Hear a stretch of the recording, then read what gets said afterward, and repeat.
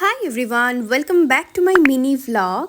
ঘুম থেকে ওঠার পর আমার পিছন দিকেই লক্ষ্মী গণেশের একটা মূর্তি আলো জ্বলছে ওখানে, তো ওটাতে প্রণাম করি আমার দিনটাকে আমি শুরু করি। তারপর একটু স্কিন কেয়ার করে নিচ্ছি। স্কিন কেয়ার মানে ওই ময়শ্চারাইজার আর সানস্ক্রিন অ্যাপ্লাই করে নিচ্ছি। তারপর আমি গেছিলাম ছাদে, দেখলাম চারিদিকে বেশ ভালোই মেঘ করেছে। আর আমাদের ছাদে না নতুন আদা গাছ আর বেদানা গাছ হয়েছে একা একাই, আর আদা গাছে তো 3টে আদাও হয়েছিল। তারপর একটু চিনি ছাড়া লিকার চা খেয়ে নিচ্ছিলাম কারণ প্রচণ্ড ঠান্ডা লেগেছে। তারপরে মা ব্রেকফাস্টে বানিয়েছিল সুজি, দই এগুলো দিয়ে একটা চিলা টাইপের কারি পাতা, খেতে কিন্তু ভীষণ টেস্টি আর হেলদিও। তারপরে খাচ্ছিলাম ড্রাই ফ্রুটস, মুখ দেখেই বোঝা যাচ্ছে যে একটু ভালো লাগছে না। তারপর আমি একটুখানি কোল্ড কফি বানাচ্ছিলাম, আর এই ফ্রথারটা না আমি জিও মার্ট থেকে কিনেছি জাস্ট 100 রুপিসে, ভীষণ ভালো। তারপরে আমি আমার এডিটিংয়ের কিছু কাজ করে নিচ্ছিলাম কফি খেতে খেতে।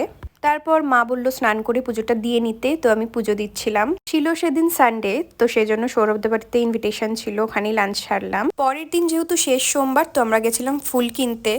এখানে কত ভিড়, লোকজন সবাই শিবনিবাস যাচ্ছিল। আর বাড়ি ফেরার সময় নিয়েছিলাম একটা চুরমুর। And that is it for today.